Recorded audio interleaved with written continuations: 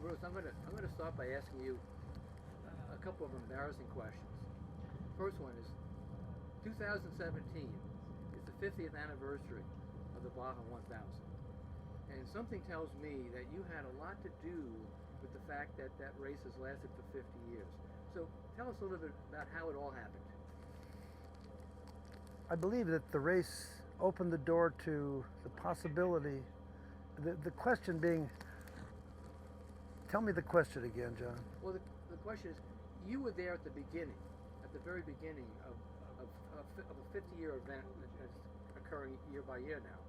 And I would think that you were very instrumental in how this race came about. So talk a little bit about what your involvement was, not just with the race, but how the race started because of things that you did. Okay, I feel that the race to me has become quite a surprise in that it's lasted so long, but you start to wonder why it's so popular, and you go back to the kind of lifestyle that I led when I came into this thing was pretty loose. It wasn't about higher learning or education, it was just about having fun.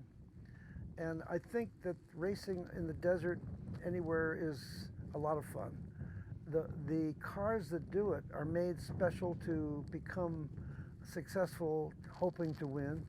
But the better part is that it opens the door to the young mind, that's a young boy, that dreams of being something like a famous race driver. Well, being a famous race driver means you better have a lot of money to go to Indianapolis or Formula One and such things, but not in off-road racing. You can start with the Volkswagen Beetle, of all things. The last thing in the world that would be considered any kind of a race car, but yet there's a class for them. And it's just full of young people wanting to be race drivers. They hope they can lead themselves to their victories that will lead them to better cars and faster cars and all that will be the thing that they want. But at one point, you put a stake in the sand with the vehicle that you created, and you did something that made everybody stand up and listen and look and say, wow, Bruce just did something that we thought was impossible. So talk about a little bit about the Manx and how you got into Baja in the first place. Well, at the very beginning, there was a party up in snowy country in Big Bear, out of Los Angeles, and there was the motorcycle guys over in one cabin, the buggy guys were in another cabin where I was, but the guy that owned the cabin was Joe Parkhurst, the other guys with the motorcycles. Joe Parkhurst phoned over and said, why don't you bring your guys over and let's have some drinks. So the buggy guys went over to the cabin with the motorcycle guys, and we had a lot of fun that day, kidding each other. Oh, well, a buggy ought to beat a bike any day, and a bike ought to beat a buggy. And of course, I really didn't know that these world famous bike riders like the Eakins brothers, Mulder and so forth, they were such talented guys, had run and won many, many bike races across deserts. So I really couldn't see how a car could beat that. But nevertheless, among my friends at that party was Ted Mangles, who we miss very much because he was a genius and he always had a way of opening the door to some idea that could be possibly something that would be a lot of fun. And he said, the following day he came to my office and said, I think we could beat those bikes. I said, no, I don't think so. Well, I'll show you how. Well, we had been in Baja a lot. For a period of about 3 years, we'd been there maybe 75 times, I guess. Examining Baja for the history. I wasn't all about off-road racing at all. I loved going to old mines and churches and all that and digging around in all this rubble, 150, 200 years old. And out of which that experience told Ted that we could probably beat bikes because, first of all, a Dune Buggy carries 2 people. It'll carry also a lot of gasoline. So we took the car, my old very first Manx and old Red, and I put some oxygen bottles. I think on Monday he was telling me how we can actually beat the motorcycles conceivably, feasibly. On Tuesday, I'm standing in my shop staring at some oxygen bottles, and I measure their capacity of 8 gallons. 3 of them on the car would be 25 gallons or something. 15 gallons of the tank gave us 40 gallons of gas. Around our legs, between our knees, were jugs. Behind the seats and everywhere else we could find a place. We managed to get 65 gallons of gas on the car. Now, why 65 gallons? Well, it's 1,000 miles. How do you know what kind of mileage we're going to get? We're never going to be in low. We'll never be in fourth. We'll be in second and third all the time. What kind of mileage are you going to figure out of that? So we guessed at 15 miles a gallon. All right, we need 65 gallons to get the 1,000 miles. That's the way it all came about. He talked me into it on Tuesday. On Thursday, we went and did it. That was our prep. I don't even think I did anything but just climb around to the car and make sure all the bolts were tight. Now, the motorcycles had been going down there for a couple of years, obviously, running the 1,000 miles, right? Starting where? Ensenada, then down to La Paz? And how did they get timed? All right, the motorcycle guys, and you know, it was during the time of ET records, elapsed time records. There was no wheel-to-wheel race. There was just a couple of guys over there that's going to take on those two guys over here, and they're going to beat them. And they use their motorcycles, and these are very famous, excellent bike riders. That's the reason I didn't think we could beat them, but they had set a record over a period of 4 years. They had only lowered their first attempt by 8 minutes. So that made it seem even more impossible for the world's famous bike riders to only lower their own record by an 8 minute, which means that we'd have less chance than ever to beat that. So, however, Ted was right. We went down there anyway on a feasibility run from top to bottom, north to south. Then we had to get the Mexicans to give us some kind of a pat on the back and say, yes, we'll make it legal. And that was, are you ready for that? Let's see. So start at the legal.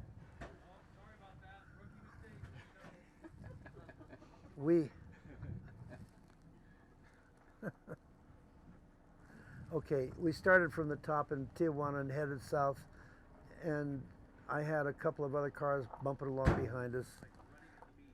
There's no noise, is there? Hello.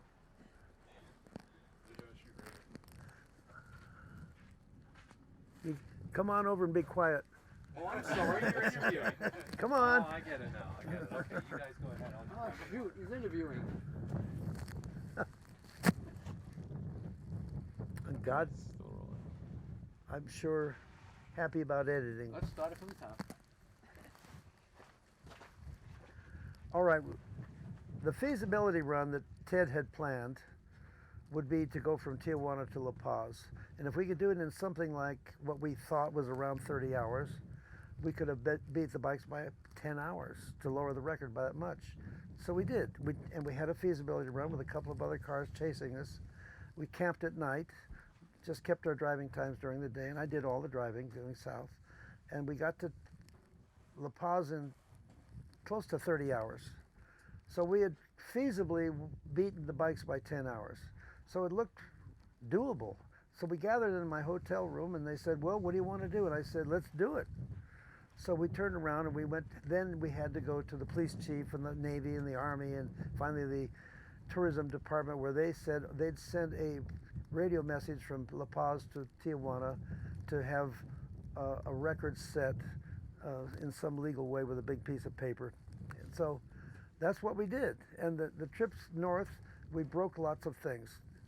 The brakes went away because we tore off a brake line, and the transmission nose fell loose, and we had to wire all that shut. But we managed to get into Tijuana still in about 32 or 3 hours. However, the Mexican police station, the cop, the police sergeant sat there, the desk sergeant, I guess you call him. He sat there and just said, no comprende. He didn't know anything about it. So we were stuck. So we then found ourselves over at the tourism department, which opens at 8. Now it's at 9 o'clock and we're there. And it wasn't open. We had to wait until 10. 2 hours, he's late. After the cop couldn't understand anything, and we couldn't understand him. Very little Spanish. Anyway, we finally got it written on a piece of paper that we did it in 34 hours and 45 minutes or something. And it was, I think we beat the bikes by over 5 hours. That's the way it started. Now, that piece of paper that they gave us showed that we had set a record in Baja, and it means nothing. All you can do is take it to a magazine editor and they'll write a story about it. That's not a whole great big way of expanding the idea. My wife Shirley worked at Road and Track magazine, and those people, John and Elaine were very, very sweet, very, very considerate people, and they said, this is something that we should let the world know about. And they set out a press kit that said, Buggy beats bikes in Baja around the world, to all motoring companies, every construction of every kind of vehicle, every editor of every car magazine, every guy that writes about it. There was like 120 different names, and that thing set the world on fire, and it suggested an adventure. And that was the reason for the very first race of, I believe, 68 cars that gathered, most of which were Volkswagens, most of which, those Volkswagens were Dune Buggies called Meyers Manxes, and Meyers Manx won that first race. There was, I believe, of all the records you can tabulate, you will find there was 8 records, 5 of which were set by Meyers Manxes. So we had a great success in the beginning of off-road racing. There had to be something that generated an event. How did the event come to pass, and that you could actually have a race? By this meeting that we had, I had a man phone me up. His name was Ed Perlman. He was a florist out in San Fernando Valley. And he said, you know, I think we should put this together and have some sort of a organization. Let's just cut real quick till they get here, because the beginning part of that was... So there was a first race that took place down in Baja. But what happened as far as an organization that could come together to create this event? All right. The question is, how did this newsletter, or pardon me, this piece of paper that said that Meyers and Mangles set this record beating the bikes? It went out to the world of automotive journalists and so forth. But a guy phoned up, his name was Ed Perlman, and said, you know, Bruce, we should put this together and make some sort of an organization. Well, I'm busy building Dune Buggies. I had a company that was very, very active, and we were so busy that all I could say to him was, it was a lot of fun, and if you want to do something like that, I'll be glad to help you. He said, you know of a good restaurant? I said, I do. I have a dear friend that has a string of them. And I phoned him, and he said, take the one over on 4th Street in Santa Ana. And that's where 22 people met. I brought 11, and Ed Perlman brought 11. And I was awarded the very first trophy in off-road racing. It's a little wooden plaque with a flying wheel with wings on it. And it said world record, 34 hours and 45 minutes or something. And that's the way it started. Now, Ed Perlman was a guy with I think a Barnum and Bailey kind of mind. He had a good sense of how to make things look good and make it attractive. And so he went to work on that, and it culminated in about 6 weeks, I think. There was the very first race that started at the Bull Ring in Tijuana, and it was to go all the way to La Paz. But you don't race from Tijuana, because Tijuana is just a lot of streets and not a good place to go fast. So he had a rally down to Ensenada, which is 60 miles south, and we all had to be there at a certain moment. And then the race really started the next morning in Ensenada. That was the beginning of NORA, National Off-Road Racing Association. The very first race was won by a Meyers Manx, one of my Dune Buggies. There was a motorcycle that followed it, and another Meyers Manx followed that. So I'm a little proud of that. That we won the very first race and came in second. And in the ET records, there's 2 Meyers Manxes. The very first ET record was John Crean with a Meyers Manx. I set the record that beat the motorcycles in another Meyers Manx. The first race had 2 more Meyers Manxes, first and second. So that's the way it all started. After which, the second race, I went in and my car broke. The third race, I did a very strange thing. I passed Parnelli Jones. You don't want to ever do that, folks. That's going to lead to something that, like broken legs. About 100 yards later, I'm laying there in the dirt with broken legs. That's another whole story. So that was the end of my racing. I only raced 3 times. I set the first record. My cars won the first race, and the second race we broke, and I broke my legs and all these things. But so that's the way it all started. So you raced twice but never finished. Right. And so for 48 years, you watched other people racing, and something happened a couple of years ago where you got back in a car. Talk a little bit about that. The interest, of course, for watching the whole thing go on and become so huge and world famous was kind of dazzling. And for my mind, I never thought it could ever get so big. But I went back to racing once again with a nice bunch of guys. There was too many chiefs and not enough Indians, I think, something like that. The car was given, not knowing what to do with it. Bruce, you're going to have to start last.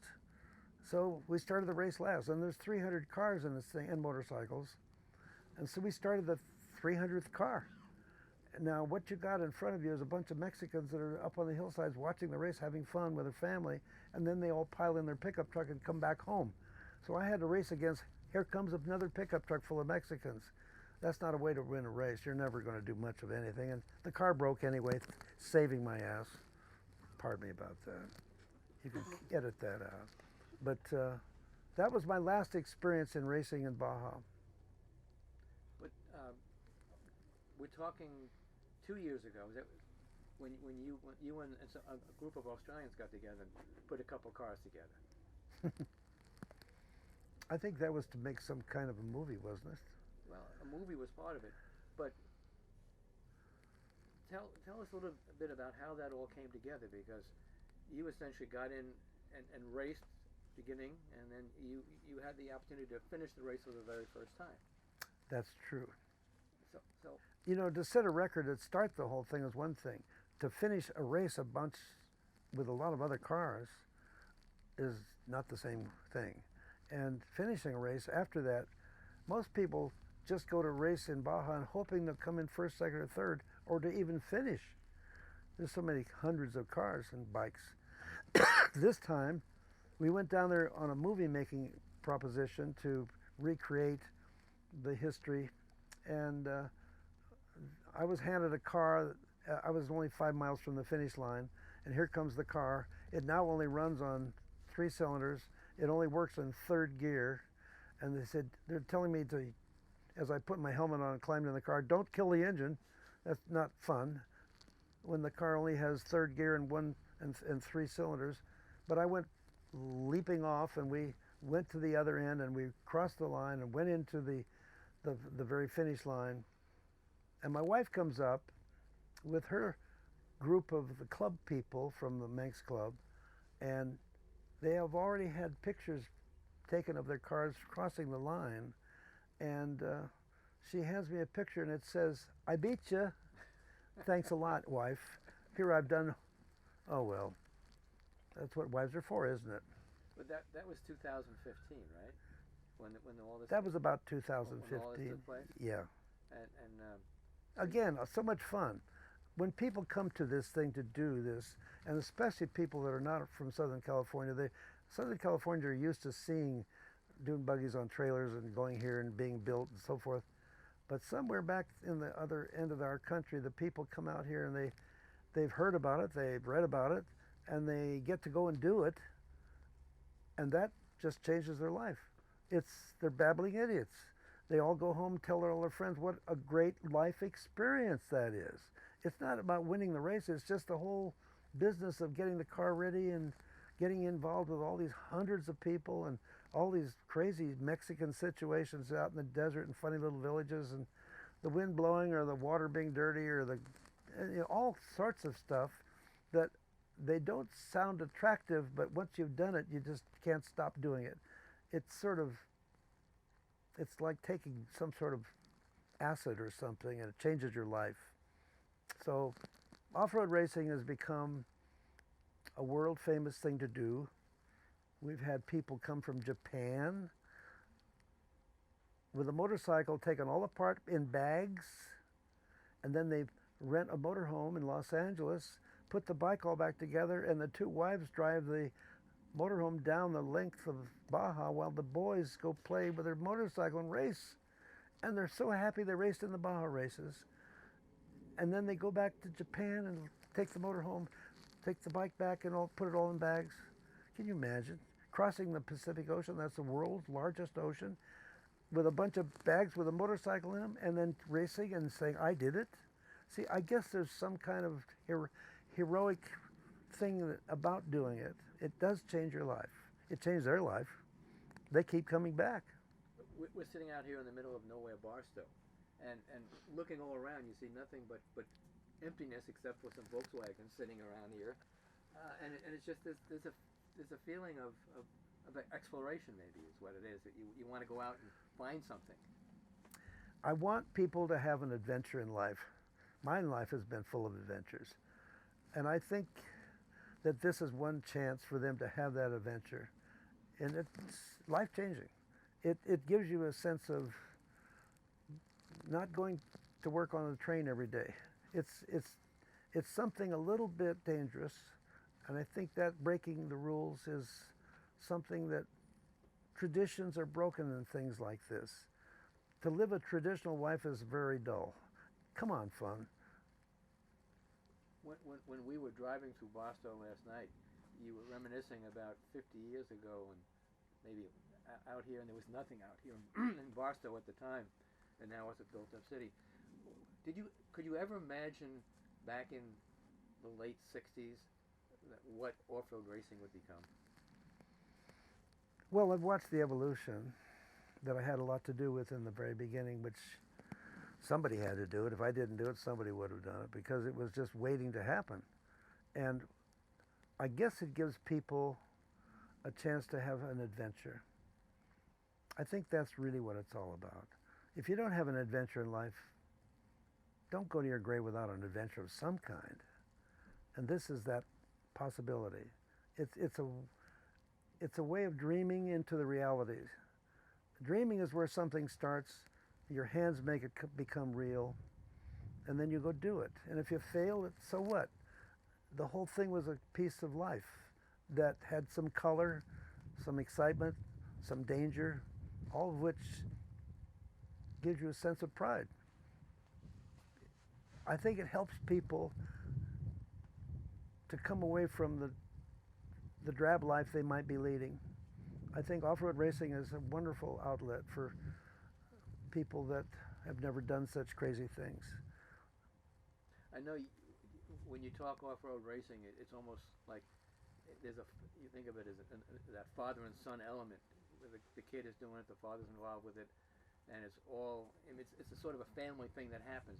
Maybe more so in off-roading than you see in most other types of sports. You know, since I designed the Meyers Manx 50 years ago or more, I've probably had that many men walk up to me to shake my hand. Dozens and dozens of men, fathers. They said, please, I want to shake your hand. What did I do? You provided something that saved my son from drugs. What?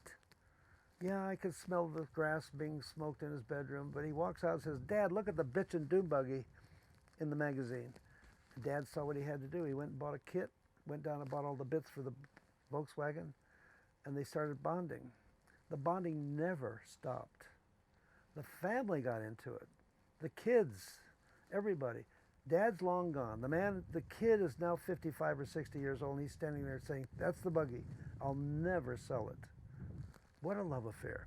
What a cohesion of family values. What a glue to bring people together. To enhance love and excitement. You've helped your child stay out of trouble, and the Dune Buggy was the reason. Or the racing car. The off-road racer he wraps his life in these things. I wonder what he would have done without off-road racing. It offered something that enables us to experience something more than the drab life that we might have otherwise led. And it especially with young boys. And it all started with a Volkswagen Beetle, fiberglass body and a lot of vision from a Bruce Meyers. I want to say that Ed Perlman, at the beginning of the very first race, came to you. He says, Bruce, he says, you're closer to Volkswagen than anybody because of what you do. You make dune buggies out of Volkswagens. He says, why don't you go and see if you can hit them up for some contingency money, for race money, pot money. So we wrote a cunning letter, myself, my wife, and my sales manager, and it very pleasingly showed that the race is about to happen. Of the 68 cars, I think there's 50 of them that are Volkswagen based. So Volkswagen gets a lift out of this whole thing. And we had written this letter with great hope, pointing out that it's good for them, Volkswagen. Now, the letter went to Eaglewood Cliffs, New Jersey, and we got a response that was amazing. It said, if you in any way align us with a racing image, we will sue you. That was 1967. 40 years later, there's a celebration in Long Beach, and Sal Fish, who now runs the whole thing, is given $100,000 from Volkswagen for racing money, a pair of both a gasoline and a diesel Touaregs, and they took his old thing, which he loved, and restored it for him and handed it all to him. It was the gift of Volkswagen, after 40 years, reversing their thinking, apparently. Well, of course, I don't blame them too much. They're back in somewhere on the East Coast where you're not aware of these things out in Southern California. And they finally awoke to it, obviously. So there was a complete turnaround in their attitude towards this racing image. Today, why not? Baja Bugs are the easiest things to get into a racing with. Is a little Volkswagen, air-cooled Volkswagen. You mess around with it. They have a class 11. It's the largest class of all, and it's full of young boys. So what have we got? A love affair that's going on with these Volkswagens. And we're sitting here today, 50 years after that first race, because Volkswagen is celebrating an event all about Volkswagens. Well, and I'm glad they did. What I did was pretty innocent. I was just a character that lived a lifestyle of breaking traditions, and I guess the Dune Buggy did that. Starting a race with them that became world famous was an amazing thing for all of us. Myself, I can't even believe that I got so carried away I had to pass Parnelli Jones and break my legs. But that's youth, and that's the spirit of youth. We don't ever want to lose it. We'll never lose it as long as we have a Bruce Meyers. What do you think? I think sounded great. A lot of cutting there. Yeah, I mean that's how it always is. But there's a lot of good stuff. I hope it'll do Volkswagen some good. No, it sounded good. Yeah, that's good. Cool. We good? Cut it.